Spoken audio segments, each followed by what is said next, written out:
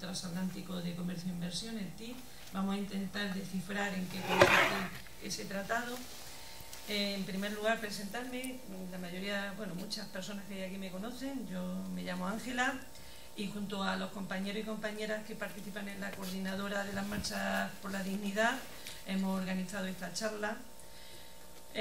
Pensamos que viene a pelo por su relevancia y las consecuencias negativas que tiene sobre nuestro futuro, y nuestra intención como movimiento social no solo abarca la acción mediante la movilización ciudadana, sino que debe ser acompañada por la necesidad pedagógica para conseguir un empoderamiento de las personas si queremos una verdadera transformación social. Sirva una frase de Thomas Jefferson que decía: una democracia no puede ser a la vez ignorante y libre, es decir, conocimiento nos hace libre, o al menos nos da más herramientas para poder ser más libres. Antes de comenzar, el compañero Antonio va a leer un fragmento de un libro de un hombre que merece la pena recordar, que murió hace 2 o 3 días, Eduardo Galeano, y el texto que va a leer es El derecho al delirio, utopía.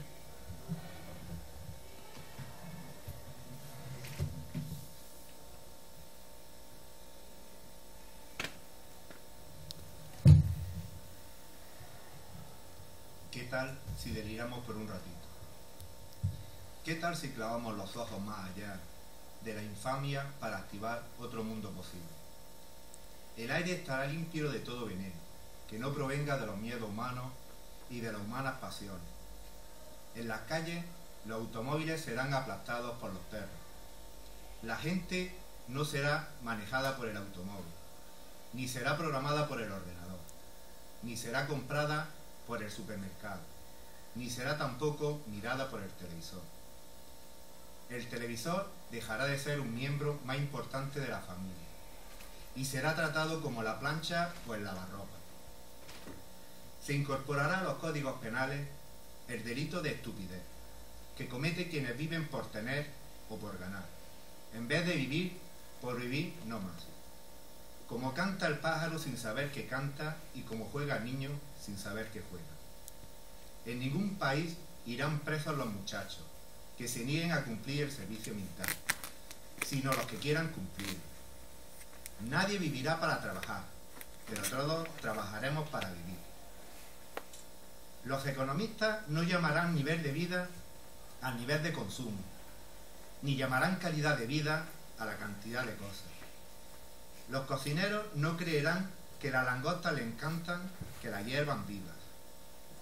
Los historiadores no creerán que a los países les encanta ser invadidos. Los políticos no creerán que a los pobres les encanta comer promesas. La solemnidad se dejará de creer que es una virtud. Y nadie tomará en serio a nadie que no sea capaz de tomarse el pelo.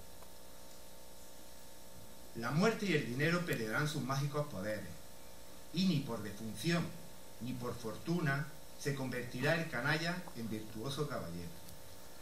La comida no será una mercancía, ni la comunicación un negocio, porque la comida y la comunicación son derechos humanos. Nadie morirá de hambre porque nadie morirá de indigestión. Los niños de la calle no serán tratados como si fueran basura, porque no habrá niños de la calle. Los niños ricos no serán tratados como si fueran dinero, porque no habrá niños ricos. La educación no será el privilegio de quienes pueden pagarla, y la policía no será la maldición de quienes no pueden comprarla. La justicia y la libertad, hermanas siamesas, condenadas a vivir separadas, volverán a juntarse, bien pegaditas, espalda contra espalda. En Argentina, las locas de la Plaza de Mayo serán un ejemplo de salud mental, porque ellas se negaron a olvidar en los tiempos de la amnesia obligatoria. La Santa Madre Iglesia corregirá algunas erratas de las tablas de Moisés, y el 6º mandamiento ordenará festejar el cuerpo. La Iglesia también dictará otro mandamiento que se le había olvidado a Dios: amarás a la naturaleza de la forma que pastes. Serán reforestados los desiertos del mundo y los desiertos del alma. Los desesperados serán esperados y los perdidos serán encontrados. Porque ellos se desesperan de tanto esperar y ellos se perdieron por tanto buscar. Seremos compatriotas y contemporáneos de todos los que vengan voluntad de belleza y voluntad de justicia. Hayan nacido cuando hayan nacido y hayan vivido donde hayan vivido, sin que importe ni un poquito las fronteras del mapa ni del tiempo. Seremos imperfectos, porque la perfección seguirá siendo el aburrido privilegio de los dioses. Pero en este mundo chambón y jodido, seremos capaces de vivir cada día como si fuera el primero y cada noche como si fuera la última. Eduardo Galeano.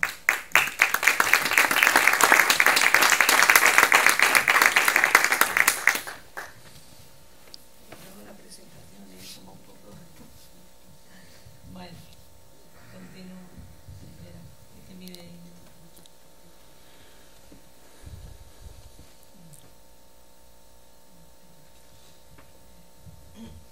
Hoy, en pleno siglo XXI, nos encontramos con un fin de ciclo del sistema capitalista. Los mercados pretenden la desregulación completa de los gobiernos, creando constituciones e instituciones internacionales a medida para que su capital ande libremente, siendo las grandes corporaciones transnacionales quienes decidan las políticas sociales, económicas y legislativas de los estados democráticos. El capitalismo como sistema económico se basa en la lógica del beneficio, siendo antidemocrático. El pobre nunca tendrá los mismos derechos que los ricos. La verdadera guerra no es entre democracia y terrorismo, sino democracia contra el capitalismo. La democracia y capitalismo son conceptos que chocan, aunque no cabe duda que el capitalismo necesita de las democracias neoliberales para extenderse, la liberación del mercado y su capital.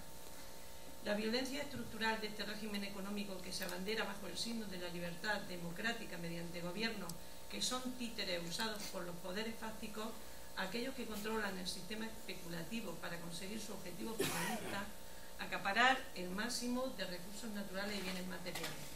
Estos no responden a ningún control democrático y pretenden eliminar todas las barreras legislativas. La crisis de los años 70 del capitalismo, la cual se pretendió solucionar con las políticas neoliberales implantadas por los gobiernos de Reagan y Thatcher, perduran hasta hoy y no es más que la justificación del desmantelamiento del estado de bienestar.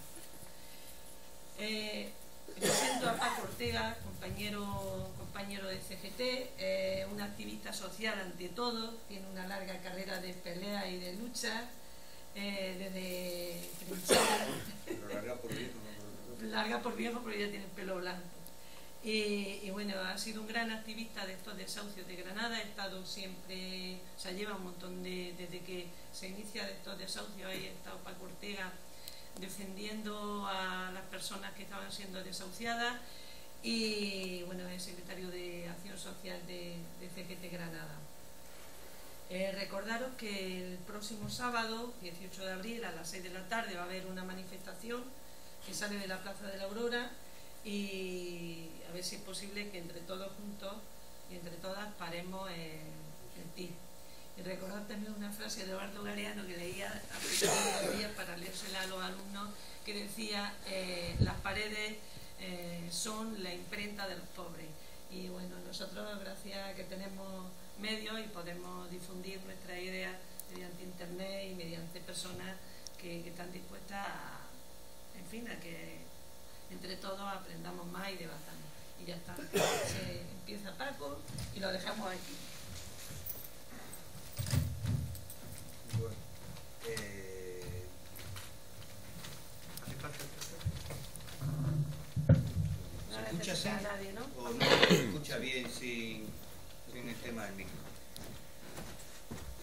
Bueno, lo primero quiero poneros un vídeo precisamente que se ha elaborado que da una pincelada interesante y más bien graciosa sobre el tratado. Entonces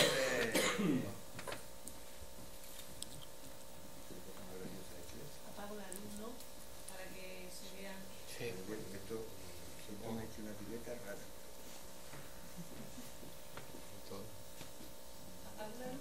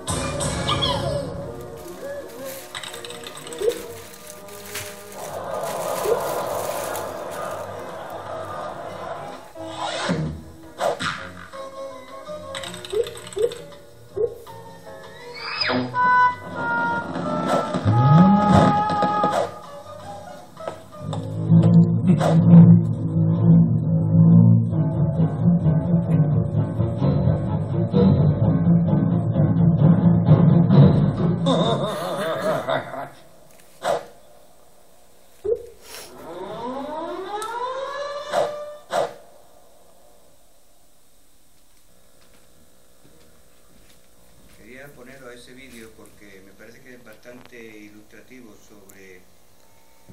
No, déjalo apagar, porque así vamos viendo sobre el tratado. Y quería empezar un poco con esta frase, porque lo del tratado transatlántico es complicado de comprender, porque hablamos siempre del tratado transatlántico de comercio e inversiones, el TTIP, pero no solamente eso, también el CETA, que ya se ha firmado entre Canadá y la Unión Europea, también el TISA, que es otro tratado entre Estados Unidos y otros 40 y tantos y otros 20 países más y la Unión Europea. Entonces son una serie de tratados que muchas veces nos planteamos que son tratados comerciales que están como a una altura, no sé qué, que no tienen nada que ver con nosotros y que al fin y al cabo las políticas que hagamos, lo que votemos los ciudadanos de los países democráticos, va a poder influir o no, o va a tener algún... Pero eso no siempre es así. Y entonces quería empezar con esta frase, que ahora veremos de quién es y de dónde sale, que dice: estamos ante un verdadero conflicto frontal entre las grandes corporaciones y los estados.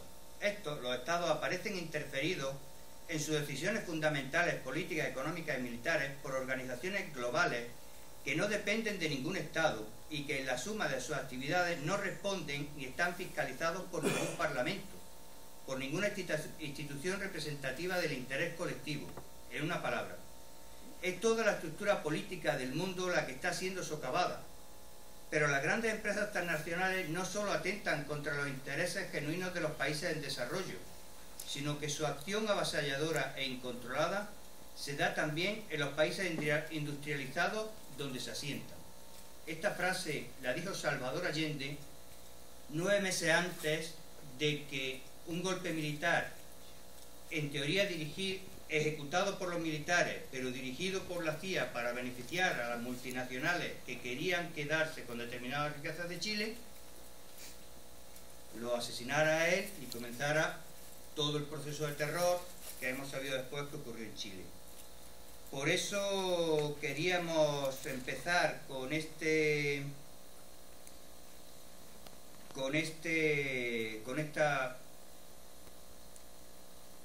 charla, con este parte del discurso de Salvador Allende en Naciones Unidas, porque estas cosas no son de hoy, no es ahora cuando de pronto parece que las políticas de la Unión Europea pueden afectarnos o qué es lo que está ocurriendo. Estas cuestiones tienen un proceso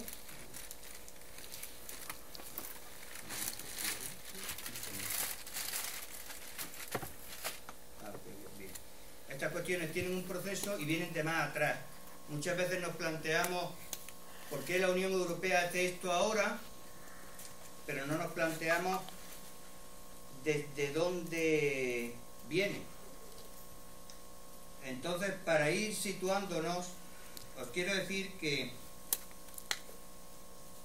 En 1995 se constituyó el Diálogo Empresarial Transatlántico, que es un grupo exclusivo formado por los directores generales de las compañías más poderosas de Europa y Estados Unidos, con el objetivo de presionar para conseguir la eliminación de las normativas que afecten a las empresas transnacionales que operan en estas dos zonas. Para lograr tal fin, no han dejado de defender de forma sistemática la idea de un acuerdo de amplio alcance, que es lo que se está firmando. Este ya se ha firmado, lo que se está firmando ahora. Estamos hablando 1995.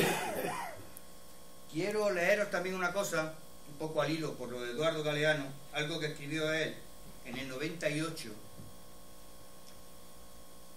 donde dice que en los Estados Unidos la venta de favores políticos es legal y puede realizarse abiertamente, sin necesidad de disimulo ni riesgo de escándalo.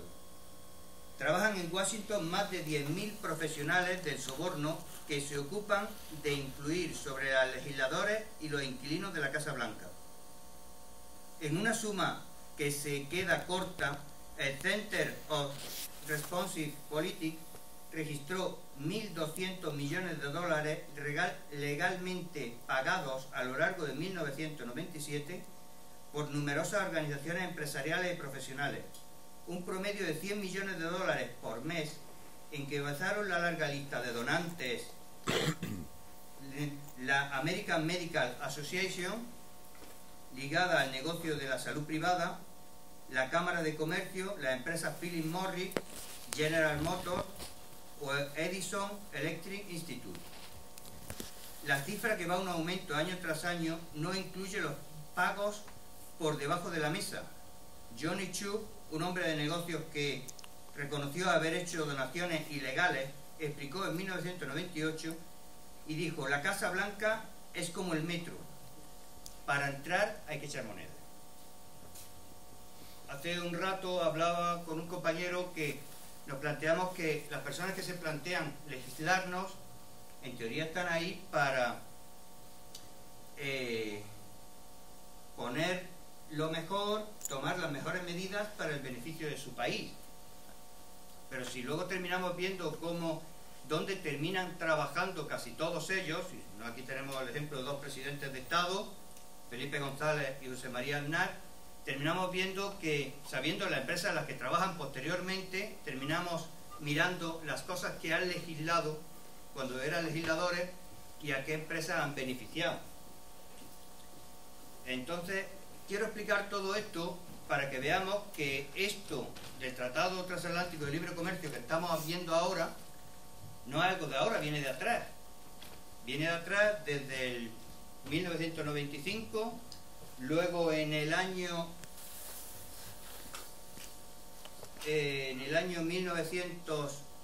2007 se crea el Consejo Económico Transatlántico, precisamente otra organización empresarial para seguir fomentándolo,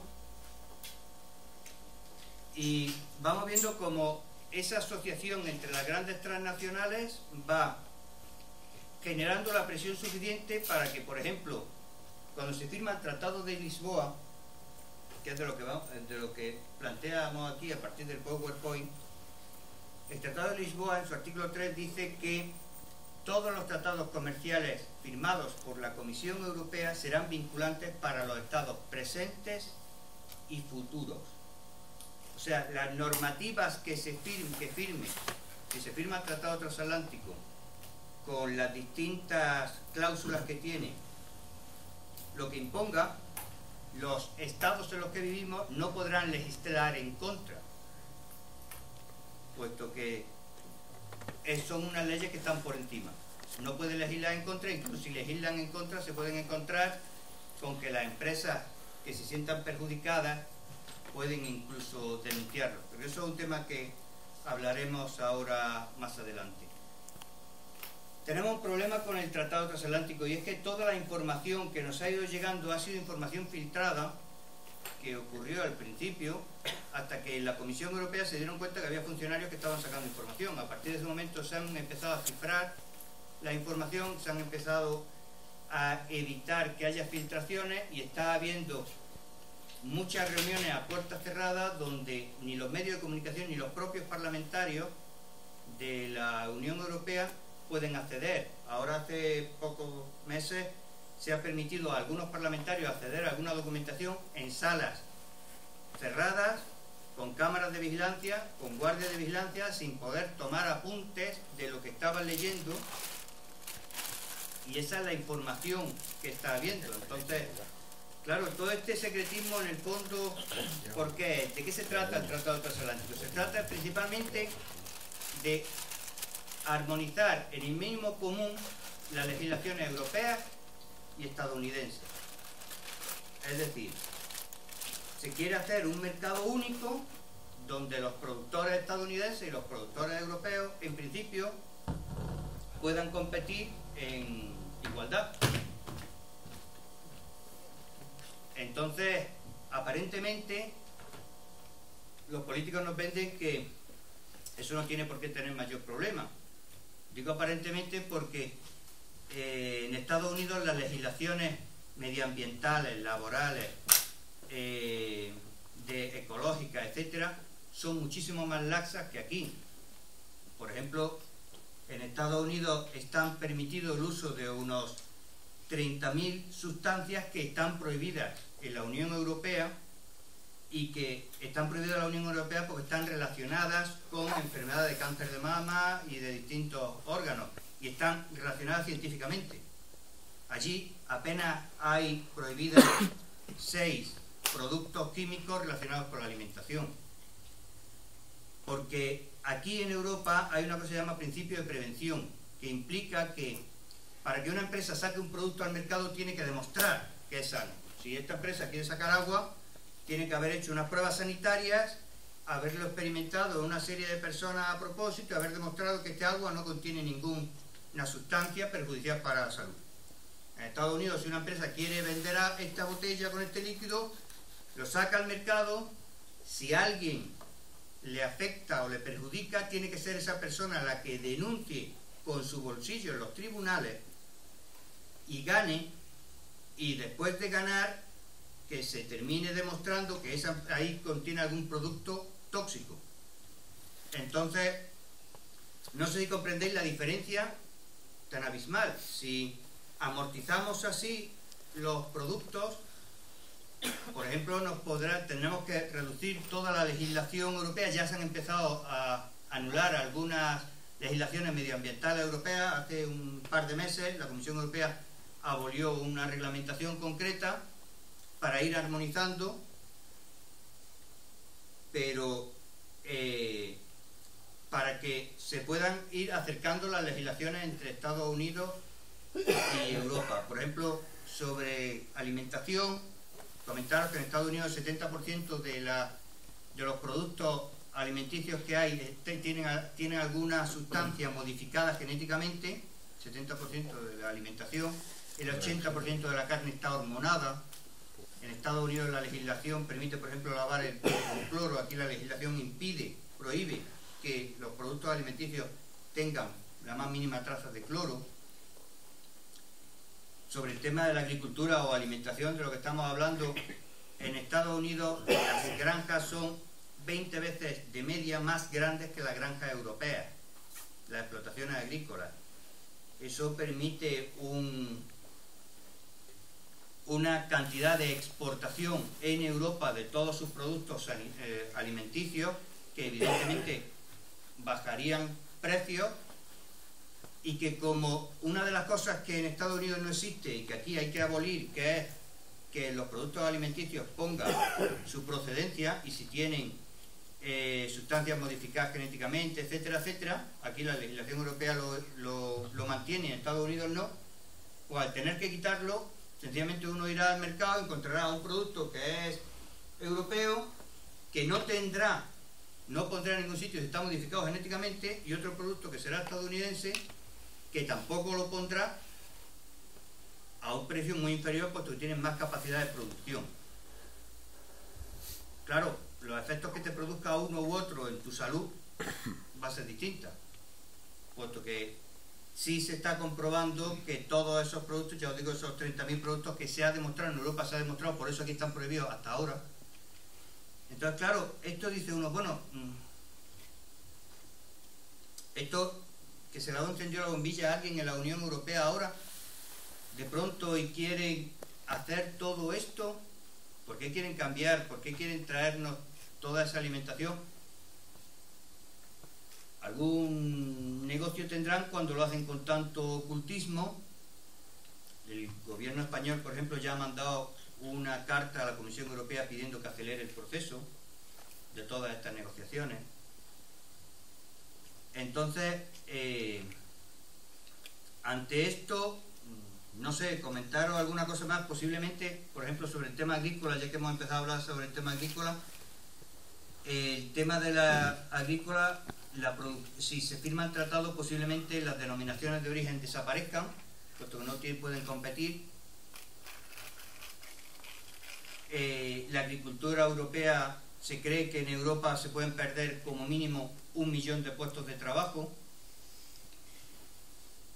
Y esto realmente hasta el 2026 no implicaría más de un 0,1% de crecimiento económico.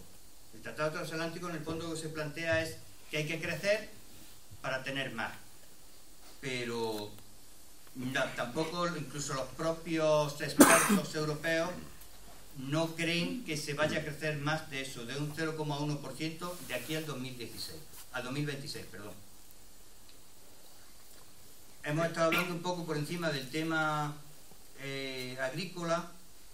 Otro de los temas a los que puede afectar el Tratado Transatlántico, no sé si habéis oído hablar de la fractura hidráulica, que es un método de extracción de gas y que se está utilizando en Estados Unidos. En Estados Unidos se están abriendo unos 14.000 pozos al año de fractura hidráulica, que se está comprobando que tienen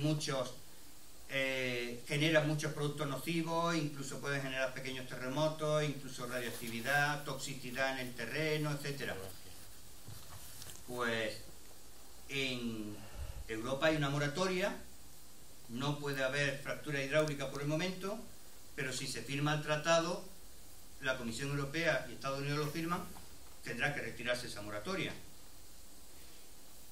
Pongo el ejemplo, en Andalucía hay unos 200 prospecciones aprobadas de fractura hidráulica, firmadas por la Junta de Andalucía. Hay 200 prospecciones aprobadas para que se pongan en marcha. Como hay moratoria, no las pueden poner en marcha por el momento.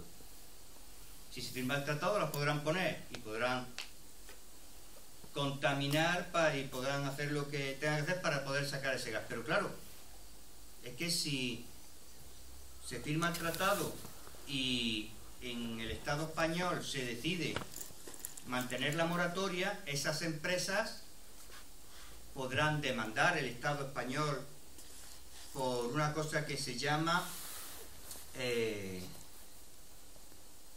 lucro cesante, que es el lucro que no van a obtener al no poder producirlo. No es que van a denunciar por decir, me has dado una concesión, he hecho un proyecto y ahora me dices que no, sino que además van a poder demandar al Estado español diciendo, me has dado una concesión, he hecho un proyecto, dices que no, y yo creo que en tantos años iba a obtener tanto beneficio y te demando para que me lo pagues. Pero claro, si eso te demandaran en los tribunales españoles, por ejemplo, ¿no? Estamos poniendo el Estado de Andalucía concretamente sobre la fractura hidráulica, pues si hay una legislación en España y los jueces dicen que la legislación dice que no puede haber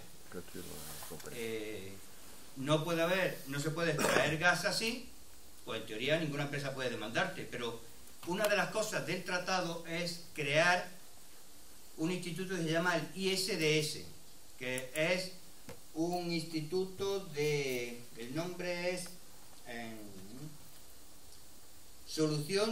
ISDS son las siglas en inglés, Solución de Diferencias entre Inversor y Estado. Es decir, una empresa multinacional quiere hacer una prospección, consigue hacer una prospección, y si un Estado se niega, le retira la posibilidad, pues entonces ella denuncia en ese tribunal, que es un tribunal privado, internacional, dirigido por 3 abogados, muchos de ellos vinculados a los lobbies, a las grandes empresas. y lo que dicte ese tribunal lo tiene que pagar el Estado como indemnización. Esto dicho así, dice uno, qué cosa más rara, ¿no? Bueno, pues en el estado de Quebec, para que lo vayamos viendo que esto no es una ciencia ficción, ya está ocurriendo. Hay ahora mismo 500 demandas a nivel internacional por parte de multinacionales contra países por quebrantar sus supuestos intereses económicos. Hay como unas 400 sentencias con distintos resultados y, por poner un ejemplo, el estado de Quebec en Canadá decidió hacer un referéndum para ver si en Quebec se podía practicar la fractura hidráulica. La población votó que no y entonces se le retiró la concesión a una empresa y esas empresas han demandado y han ganado contra el estado de Quebec el pago de 191.000 millones de dólares, como indemnización. ¿Esto qué implica? Que si, como sale en el vídeo del principio, por poner un ejemplo, entrara el de la coleta a gobernar, si es que los de la coleta alguna vez hemos hecho algo que merezca la pena, y decidiera cambiar la legislación, estas grandes multinacionales podrían denunciar, por ejemplo, Andalucía, lo que decíamos, las 200 prospecciones que hay aprobadas, podrían denunciar a la Junta de Andalucía. La Junta de Andalucía tendría que indemnizarles y a lo mejor pues no tendría dinero para sanidad, para educación, para servicios sociales, porque tendría que pagar esa indemnización. Claro, esta es la otra parte que salía muy bien en el vídeo. Detrás de todo esto están también las grandes industrias de la sanidad privada estadounidense que llevan tiempo queriendo meterle mano a la sanidad pública europea, porque para ellos es inconcebible que el Estado mantenga una sanidad pública. Esto va siendo, si vais viendo, termina siendo un proceso que se retroalimenta. Es decir, si en Estados Unidos hay varios millones de personas con problemas de cáncer, etcétera, etcétera, que no hay una seguridad social libre y gratuita que los cuida y los sana, sino que si tienen dinero van a la sanidad privada y si no tienen dinero sencillamente se mueren, pues si esos procesos de alimentación tóxica, vamos a denominarlo así, terminan provocándonos problemas de salud, a la sanidad pública no le va a costar nada, puesto que no va a estar. El que tenga dinero para pagarse una sanidad privada ya se buscará la vida, y el que no, pues no sé por dónde está el cementerio de Motril, pero en este caso pues irá buscando ese camino. Entonces, lo más grave no es todo, como veis, lo más grave no es todo este complejo sistema de cómo las grandes transnacionales han ido poquito a poco, no sabemos si convenciendo o sobornando a los políticos de turno para que legislen a su favor y estos puedan vender lo que antiguamente se decía vender patria, vender a sus propios estados y a sus propios ciudadanos dentro en beneficio de las grandes transnacionales, ¿no? Sino que además el Tratado Transatlántico les va a permitir legislar que esas transnacionales que hasta ahora, si hacían algo, se encontraban con que podía haber una legislación en los países que les podía ser lesiva, esa legislación tiene que ir desapareciendo para que esas grandes transnacionales pues no tengan pérdidas. Bueno, sí que la han tenido alguna vez. Entonces, como veis, es un proceso donde los legisladores están favoreciendo las leyes, como lo que decíamos del Tratado de Lisboa, para que ningún país de la Unión Europea pueda legislar en contra de las transnacionales, y al mismo tiempo que modifican esas leyes, atenúan otras que permita que las transnacionales puedan moverse a sus anchas. Uno de los temas que también va a tratar va a ser el tema laboral, ¿no? Para armonizar la legislación europea y estadounidense, siempre toda la armonización va, como se denomina en este caso, al común denominador más bajo, al mínimo común denominador. Entonces, en Estados Unidos, por ejemplo, no existe el derecho a huelga, no existe la representación sindical, no existe el concepto a mismo trabajo, mismo salario. Os pongo un ejemplo. El convenio colectivo de los trabajadores de Opel en Estados Unidos es mucho peor que el convenio colectivo de los trabajadores de Opel en España. Con lo cual, si nos vamos a equiparar, evidentemente a Opel le va a interesar más implantar en España el convenio colectivo que ya tienen en Estados Unidos que viceversa. Eso va a fomentar una pérdida de derechos laborales entre los trabajadores europeos que solo van a beneficiar a las grandes empresas, ¿no? Esto del Tratado Transatlántico, pues claro, estamos viendo el tema del Tratado Transatlántico, este macro tratado, pero esto además va relacionado con muchos otros tratados más. Hay, por aquí lo tenía yo, hay varios cientos de tratados ahora mismo bilaterales entre distintos países que además muchas veces se vinculan de forma de que un país A y un país B hacen un tratado económico, un país B y un país C hacen un tratado económico, y si una multinacional del país A cree que la legislación del país C le perjudica, puede denunciar en ese tribunal internacional, el ISDS, al país B por el lucro cesante que cree que no va a obtener como consecuencia de esa legislación. Entonces, lo que se está buscando con todo esto es legislarles y asegurarles que las empresas transnacionales no tengan pérdidas. No solo no tengan pérdidas, sino que se puedan quedar incluso con a través de esas indemnizaciones por parte de los estados, con el capital que el Estado quiere utilizar para otros medios. Entonces no se trata... Ese es el peligro, es como una red muy bien tejida que se apoya una cosa en otra para poder beneficiar a las grandes transnacionales. Ejemplos de este tratado ha habido varios. En Seattle se consiguió echar para atrás un tratado internacional que quería firmar George Bush, y que se consiguió echar para atrás. No es la primera vez. Hay, eso lo buscaba antes, no lo encontraba, hay ahora mismo 34.000 tratados bilaterales entre distintos países que benefician a las multinacionales, ¿no?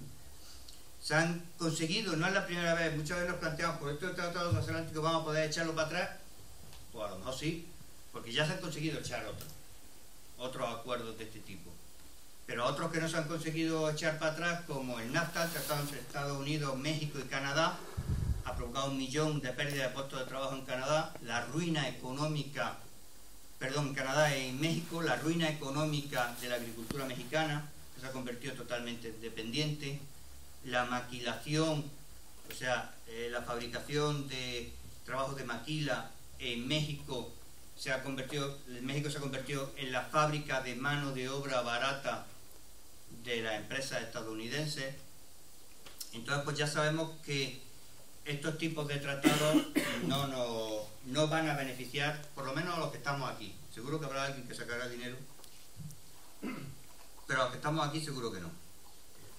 Otro de los temas porque voy a dar una pincelada así sobre los distintos temas que trata, ¿no? Otro de los temas que va a atar legislando para el beneficio de los de arriba el Tratado Transatlántico es sobre los derechos informáticos. Por ejemplo, ahora mismo en la legislación española concretamente, si un usuario comparte un documento con otro usuario sin ningún fin comercial, pues no tiene que pagar nada y no es perseguible, no es punible por la ley.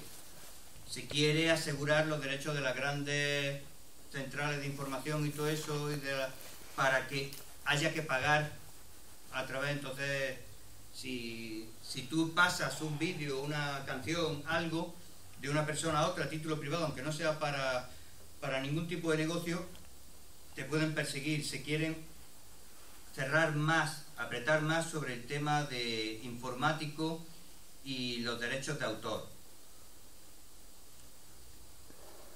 quería comentaros una frase de Susan George, que está una de las personas que está trabajando a nivel internacional contra el tratado, que dice que el tratado es un vampiro que hay que sacar a la luz para que se muera. Vamos a otro tema de los que quería comentaros, es el tema de las grandes empresas farmacéuticas, de las patentes farmacéuticas.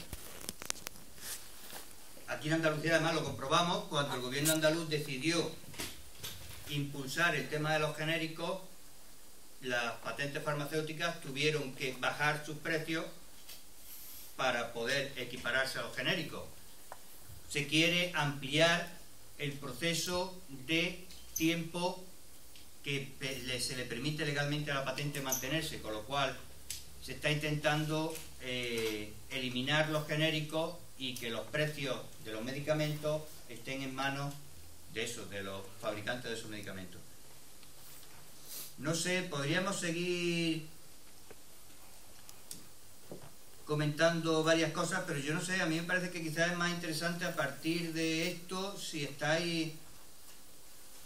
tenéis preguntas, podemos, en vez de yo estar aquí soltando este rollo, podríamos ir viendo, no sé, si tenéis alguna inquietud y vamos dialogando sobre este tema. Yo aquí material hay, entonces no sé si alguien quiere hacer alguna pregunta y a partir de eso, digo usted un ratito.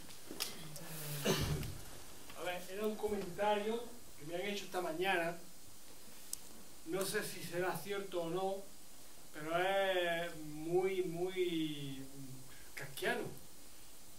Una condena a una persona, no sé en qué país, porque ha cogido agua de lluvia, porque en ese sitio, en ese lugar, el agua la maneja una multinacional y por tanto le estaba quitando algo que ya tenía dueño. ¿Cómo demonios se puede tener dueño del agua de lluvia? ¿Conocéis alguien el tema este? ¿Algo suena? Yo anoche viendo en el Facebook lo vi, ese enlace, lo leí, pero que no sé yo si creérmelo o no, no sé, porque es que no se puede creer esto. Y kafkiano, como que la nieve de Sierra Nevada tiene dueño. Hombre, hay una cuestión, está viendo... Puede ser. Permiso. Yo quería hacer una cosa con esto, pero no sé si lo podía hacer. Sí, en Uruguay, está viendo, cuando has dicho eso, entre los países que están siendo... Sí, vamos a ver si aquí...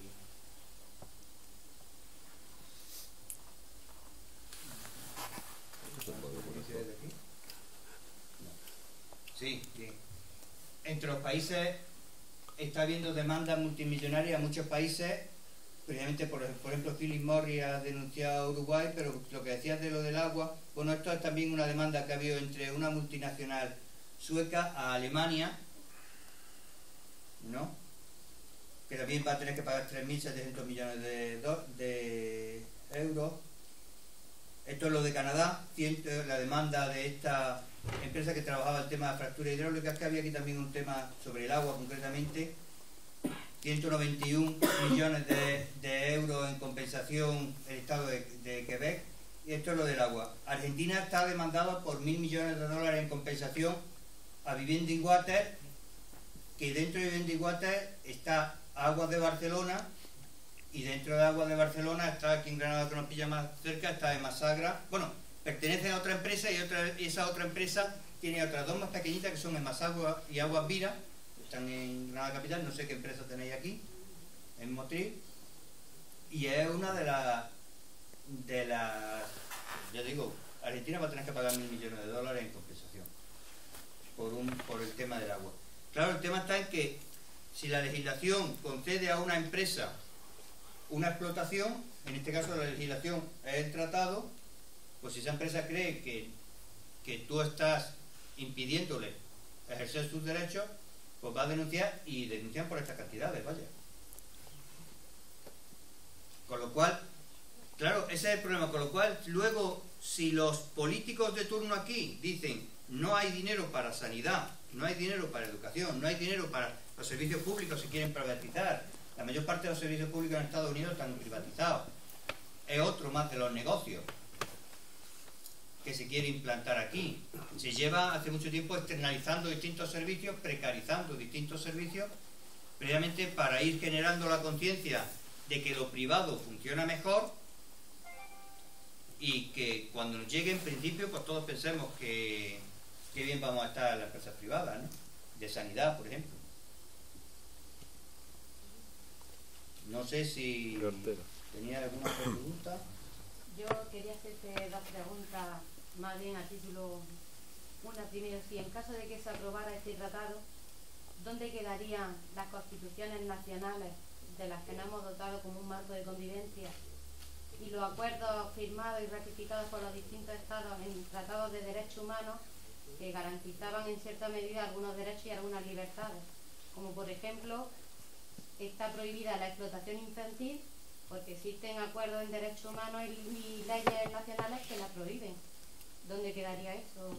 La cuestión está en que en el Tratado de Lisboa se le permite a la Comisión Europea, que no estamos diciendo de la Comunidad Económica, no estamos hablando del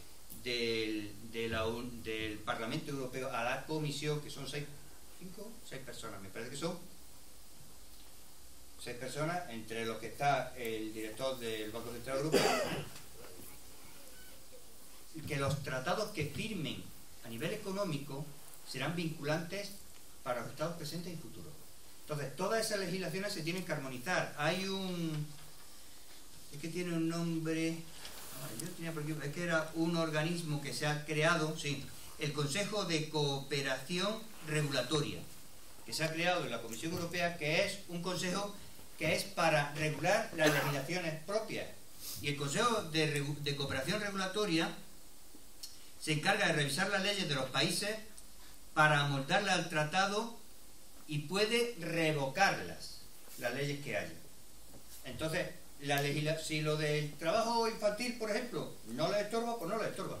Pero por cualquier otra legislación, ese Consejo de Cooperación Regulatoria va a revisar las leyes, lo que decíamos antes. Si un tío con coleta entra a mandar y decide hacer, pues yo como también tengo coleta, pues así, si me metiera con un tío calvo que vamos con barba, pues a lo mejor dice, mira, ya está este.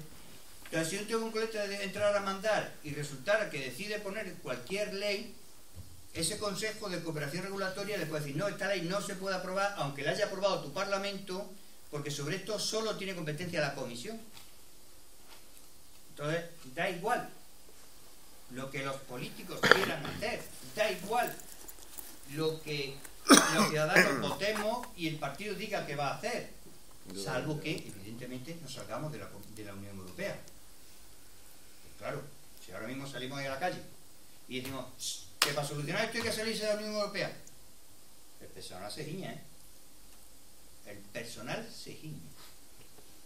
Porque ahora mismo ni Grecia, con la situación en la que están, les han amenazado con que lo echen. Ellos no se han atrevido a plantear la respuesta que precisamente hay que dar ante todo esto, porque estamos hablando además de que, pongamos, que aquí somos más toreros que nadie y decidimos, pues no asumimos eso, y la gente lo vota, y hay un gobierno que se plantea que tiene que hacer lo que dice su población, como lo de Quebec, y decide que España se sale de la Unión Europea. Pero ya hemos comentado que hay, ¿cuánto he dicho? 34.000 acuerdos bilaterales multinacionales que ya han firmado otros legisladores y que, por decirlo de alguna forma, nos quedamos fuera de todas las redes económicas. No voy a decir que a lo mejor la península ibérica no pudiéramos salir en un futuro de la situación de crisis apretándonos el cinturón, pero evidentemente tienes que tener una toma de conciencia por parte de tu población para plantear unas políticas tan radicales como las que estamos diciendo contra la Unión Europea o contra las transnacionales, y que tu población te vaya a apoyar, porque si no puede que tu población no te apoye. Se me olvidó comentar una cosa, porque claro, es que las cosas van saliendo en el proceso histórico muchas veces se nos olvidan. En el año 2006 se creó en Europa un cuerpo especial de antidisturbios europeo. Y eso, pues es un cuerpo especial de policía antidisturbios, se creó el año 2006, un año antes de que en teoría hubiera crisis y que aquí todavía se ataban los perros que lo organizan, que está formado por los cuerpos policiales de antidisturbios militarizados de la Unión Europea.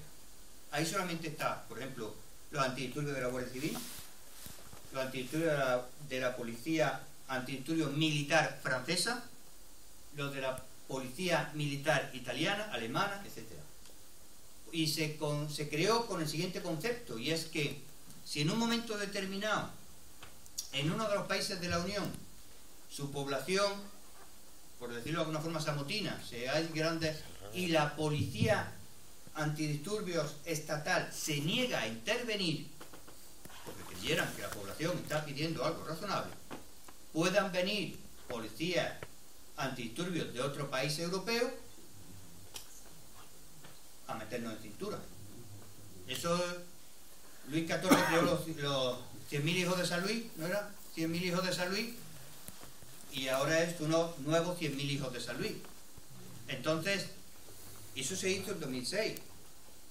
Y si buscáis por internet las maniobras en las que se presentó eso en España, que fue en el acuartelamiento que tiene en Rioja la unidad de antidisturbios de la Guardia Civil, en la que fue el que ahora es rey, que entonces era príncipe,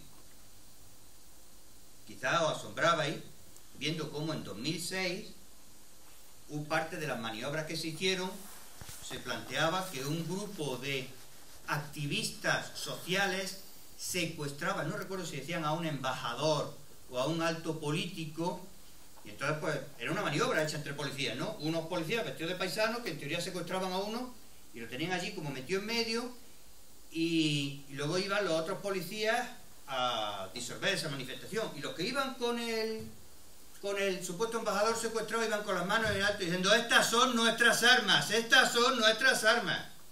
Estamos hablando de 2006, ¿eh? Hace ya unos años de eso.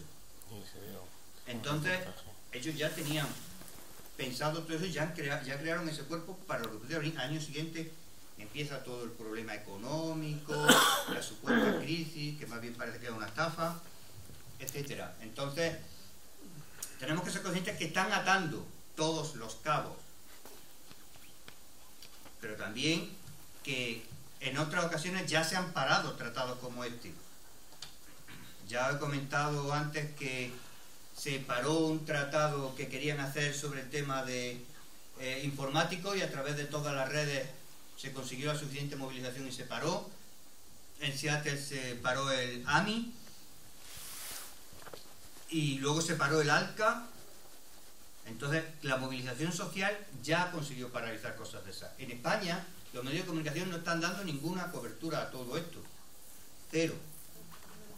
Yo, que por circunstancias personales el verano pasado estuve varios meses en Alemania, los medios de comunicación oficiales hablan de todo esto, incluso la situación, incluso la propia Angela Merkel, que más de derechas que ella no habrá nadie, y que más defensora de la gran empresa, etcétera, etcétera, ha tenido que salir haciendo comentarios en contra del tratado. No quiere decir que ella no esté dispuesta a que se firme, ¿no? Porque ella tampoco es la que lo firma, es la Comisión Europea, es algo que está por encima.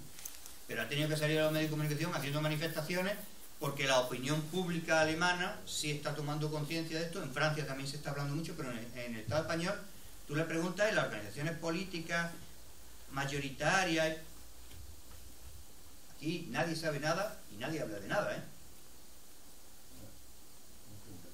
Como el tratado lo firma la Comisión, ¿cuál lo ratifican los parlamentos a nivel nacional? ¿O? No, al firmarlo la Comisión, como la Comisión por el Tratado de Lisboa es la única que tiene derecho a firmar tratados comerciales, y un tratado comercial no se ratifica por parlamento.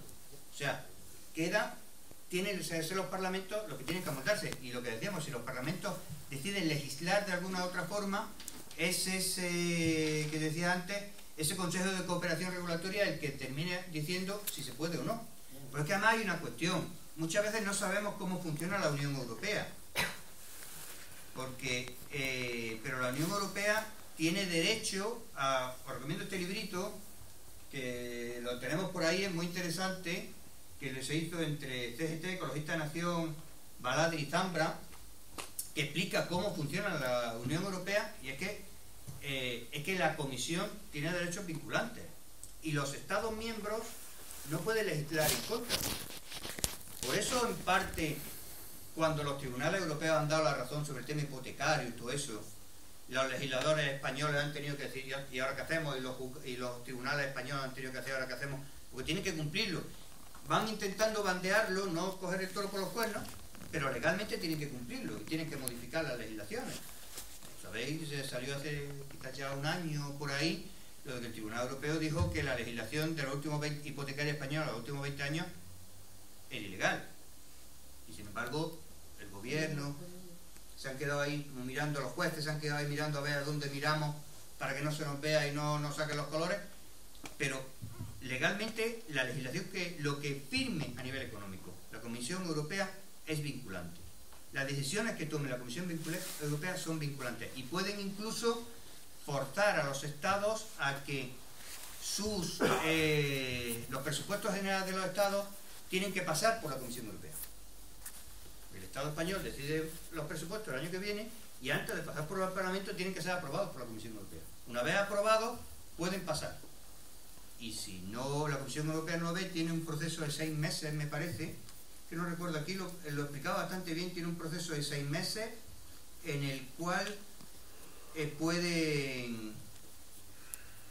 El programa de ajuste macroeconómico. Además, los gobiernos deberán seguir el procedimiento cuando elaboren presupuestos del año siguiente. Sí, precisamente ese es el tema. Y eso aprobó en 2013, en mayo de 2013. La entrada en vigor del TUPAC, paquete de Rodríguez, en mayo de 2013. Estados miembros que necesiten, encima, si los Estados miembros necesitan un préstamo, del MEDE o del Fondo Monetario Internacional deben ser sometidos a una supervisión forzada por la Comisión Europea y el Banco Central Europeo, lo que implica una dinámica de monitorización, o sea, de facto intervención permanente con la imposición de un programa de ajuste macroeconómico. Entonces, que los parlamentos se van a quedar en un sitio donde, pues a lo mejor los que sean elegidos parlamentarios cobrarán sus buenos sueldos durante los años que estén ahí, pero no sé si van a tener mucha más maniobra, aparte de salir de vez en cuando en la tele. Entonces, este tratado, ¿el Parlamento Europeo no lo va a discutir siquiera? ¿Solo la Comisión? En principio, el Parlamento, me parece que solo un 9% de los parlamentarios que han pedido ver los documentos, se les ha permitido ver los documentos, como comentaba antes, en sala monitorizada, con vigilancia y sin poder sacar apuntes de lo que hay. ¿No? Es que se está jugando con el tema del tratado casi las mismas movidas aquellas que había de espionaje y contraespionaje entre el bloque del Este y la Unión Europea y Estados Unidos de espionaje. Se están utilizando documentos cifrados para que si un funcionario europeo de los que está trabajando en el tema saca un documento, se pueda saber qué funcionario es el que ha sacado el documento. Se está jugando, de hecho, en la medida en que se han ido filtrando información, al principio los mismos políticos europeos relacionados con la Comisión negaban existencia, y a la medida que se ha ido sacando información le han dado cursos especiales para bandear la información e intentar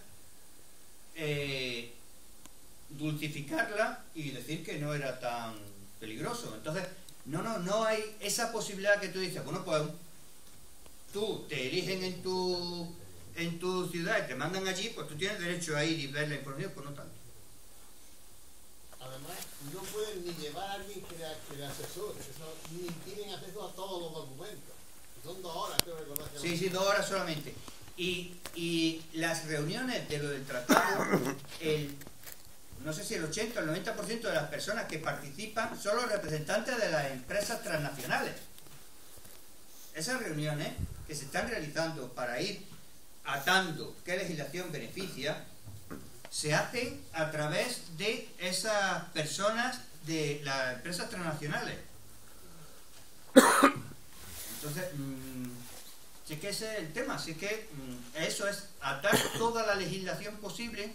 Hay dentro de los tratados que se están firmando, porque ya os he dicho que el CETA entre Canadá, Estados Unidos y la Unión Europea ya se ha firmado, ojo, que ese ya está firmado,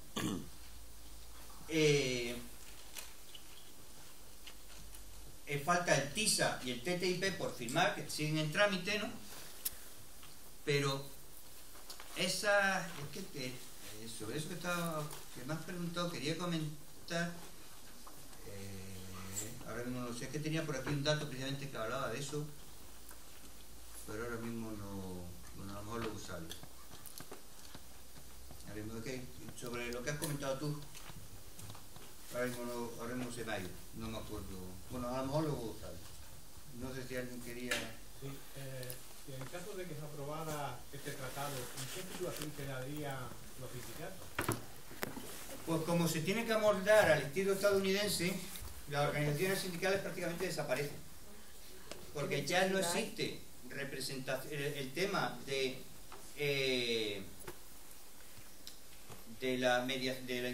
la representatividad sindical. Las asociaciones de trabajadores no se pueden organizar. El trabajador se tiene que defender él a sí mismo ante el empresario. No hay representatividad, no hay derecho a huelga. Dicen, los estadounidenses dicen que eso de que a igual trabajo, igual salario va en contra del estilo de vida americano. Entonces, por eso incluso, si ya la legislación europea, a pesar de que en teoría habla de igualdad y que una mujer y un hombre al mismo trabajo tienen que cobrar salarios distintos, eso en Estados Unidos no ocurre. A la mujer, precisamente, todos estos temas del tratado le da una vuelta de tuerca más a la mujer. Porque si a pesar de estar legislado aquí, no hemos sido capaces de llegar a esa igualdad, quitando toda esa legislación, desaparece. ¿Para cuándo está previsto la firma? Pues no lo sé, están ahí en el proceso. En teoría tenía que haber sido en 2015. George Bush no, calla. Bueno, es que en el fondo se parece. Obama quería que hubiera sido antes de las próximas elecciones estadounidenses, que me parece que son este noviembre próximo ya. Entonces quería que se hubiera firmado antes, para que se quede firmado antes de irse, pero como ya ha estado 4 años y ha estado otros 4 años, ya no puede volver a presentarse y quería que se hubiera firmado. Pero se está ahí en ese proceso, en ese toma y daca. Como en Europa se está viendo más movimiento, se está intentando ralentizar. No sé exactamente si... Porque lo mismo que el Z, en cuanto lo han tenido, lo han firmado, estaba previsto antes de que Obama saliera. Pero no sé si al final van a cumplir el pronóstico o no.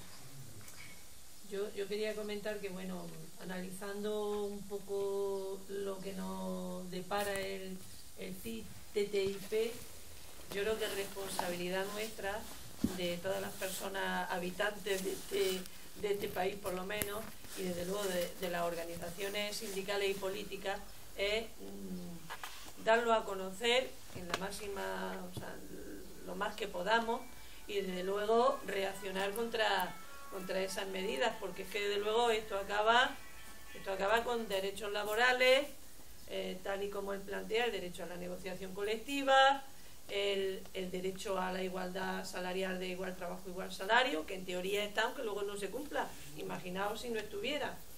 En Estados Unidos tampoco existe el salario mínimo, por ejemplo. Es decir, que ni siquiera los derechos hacia las mujeres con el embarazo y después de dar a luz tampoco están reconocidos. Es decir, que una serie de derechos que hemos conseguido aquí a lo largo de muchísimos años se van al traste, porque como tú bien planteas, es igualación a la baja. Es decir, que esto es un golpe de Estado, es un golpe de Estado del que ni siquiera no nos estamos enterando. Y lo de los medios de comunicación en España es absolutamente de juzgado de guardia, porque es que nos va a afectar de tal manera, no ya solo, bueno, por supuesto la alimentación, los transgénicos que nos van a envenenar y todo eso, pero es que afecta a tantos factores, a tantos aspectos de la vida, que de verdad, o sea, es que la responsabilidad que tenemos es reaccionar contra eso y defendernos contra eso, porque es la dictadura de las multinacionales y los gobiernos títeres que van a ser menos títeres en manos de esas grandes multinacionales, que ya lo son, la verdad, porque si nos damos cuenta, quienes financian, quienes pagan y luego los favores y las prebendas. Y bueno... por ejemplo, Egipto, lo que pasa es que no recuerdo ahora mismo, la multinacional, porque era una multinacional que era una empresa privada, ha demandado al gobierno egipcio, pues el gobierno egipcio ahora, dentro de las reformas que se ha planteado subir el sueldo mínimo interprofesional y lo ha demandado en el ISDS, en este tribunal internacional, porque al subir el sueldo mínimo interprofesional en Egipto se siente perjudicado y lo ha demandado. Está en proceso ahora mismo, no sabemos el resultado al que llegarán, pero está demandado. O sea, es que es lo que decimos, hasta ahora las multinacionales tenían que jugar a sobornar políticos para conseguir prebendas, pero ahora es poner la legislación a su favor para que si los estados, si los políticos cambian y quieren legislar de otra forma, etcétera, etcétera, no tengan la herramienta. Entonces, no sé si alguien quería... Yo iba a comentar una cosa, pero es que como casi es lo que ha dicho ella, no sé, es solamente una opinión, un comentario. ¿Qué propuesta hay? Es decir, lo que veo es que necesitamos que la gente sepa de ello, pero los medios lo cortan. ¿Qué propuesta hay para darlo a conocer? Porque sí, tú se lo dices, yo se lo he dicho hoy a un par de compañeros de trabajo. Me han tratado de loco.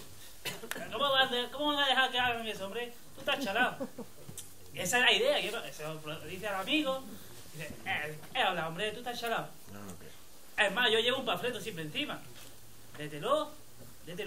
¿Qué propuesta hay de los sindicatos para darlo a conocer? Porque los medios, si quieren, no lo sacan. Hombre, hay una cuestión. Está claro que si el día 18 salimos a la calle, ya se salió en el mes de octubre, me parece que fue, las organizaciones vamos saliendo a la calle, la gente lo va viendo, los medios van a tener que sacarlo. Hoy hemos hecho una rueda de prensa en Granada y ha venido la SER. Punto. ¿Y por qué no se pone la manifestación justamente en la casa del medio? Es decir, en Telecinco, ¿no? A lo mejor es una de las cosas que hay que hacer, pero el desconocimiento está. Yo te pongo un ejemplo. Yo pues soy trabajador de una empresa, tuvimos un conflicto hace poco y tuvimos un CERCLA en Granada, y cuando ya se termina el CERCLA, mientras estaba firmando, pues pregunto al secretario del CERCLA, que es el secretario del Centro de Arbitraje y Mediación de la Junta de Andalucía, se llama como yo, Paco, y le pregunto, Paco, ¿y cómo va a afectar a tu trabajo aquí, en este Centro de Mediación de la Junta de Andalucía, de una ciudad como Granada, que por él pasan todos los CERCLAs que se firman en Granada? El Tratado Transatlántico, ¿cómo va a afectar a tu trabajo aquí en el tema laboral? Dice, ¿y eso qué es? Estamos hablando de que esta mañana casualmente lo he visto y me ha dicho que iba a dar un curso sobre cómo funcionan los CERCLAs a delegados sindicales de comisiones obreras. Y no sabe que esto existe. Entonces, ese desconocimiento, claro, si nosotros no tenemos... se trata de que cada uno, desde los medios que tengamos, vayamos moviéndolo. En las organizaciones, por lo que estábamos hablando, la organización en la que yo estoy, en CGT, estamos intentando darle máxima difusión, estamos haciendo folletos, estamos moviéndonos.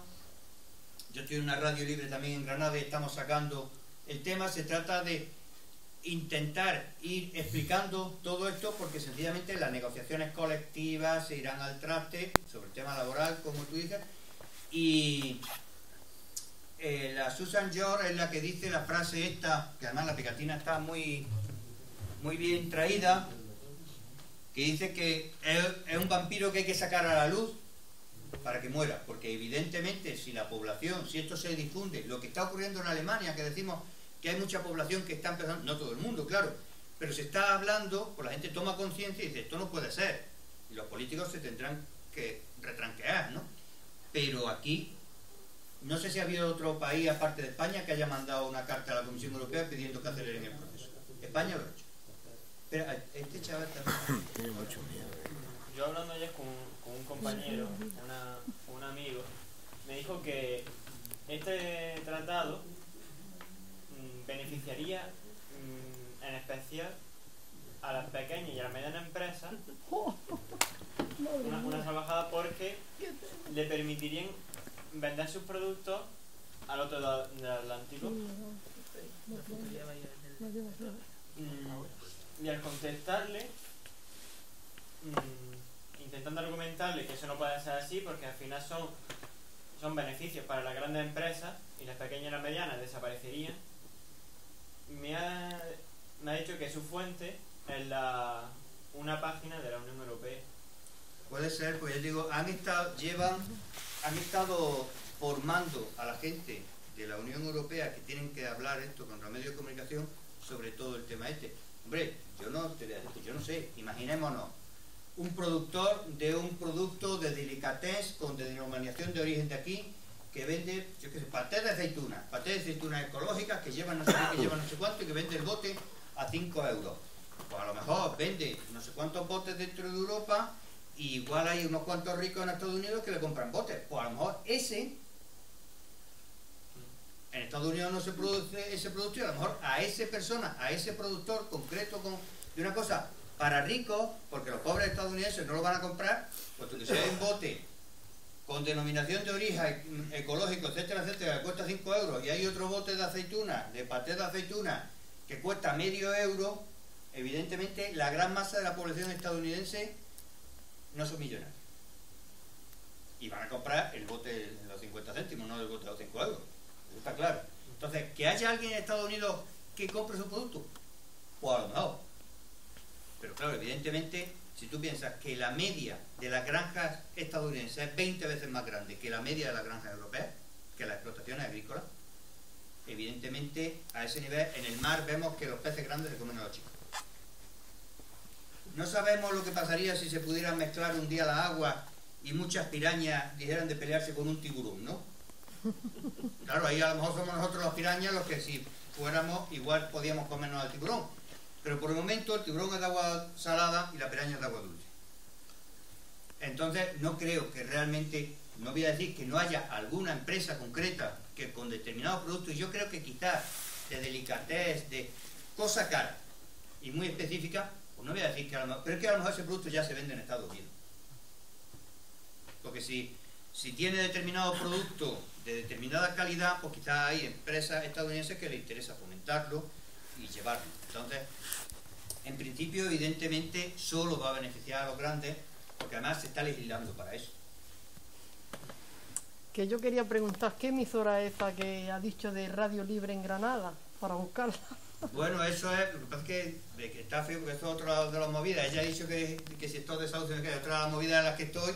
Aquí en Motril no se escucha por la FM. Ah, que no se puede escuchar. Se escucha por internet, pero vamos a ver. Radio, si quieres te lo paso, porque está feo que vaya haciendo propaganda de otra movida de las que estoy. Me ha interesado. Una radio libre autogestionada que hay en Granada, se llama Radio Almaina. A Radio Almaina. Radio Almaina, sí, que se puede escuchar a través de internet. A través de internet se puede escuchar en cualquier sitio y que sí estamos hablando de todos estos temas. De hecho, en febrero del año pasado trajimos a Tom Cuja, un experto en el tema del Tratado Transatlántico de Ecologistas de Nación, y grabamos una charla que luego la sacamos, y teníamos previsto haber grabado esto para sacarlo, pero por unos temas técnicos que han surgido en este momento no hemos podido hacerlo. Pero que sacaremos por internet, si quieres luego te paso cómo tienes que hacer.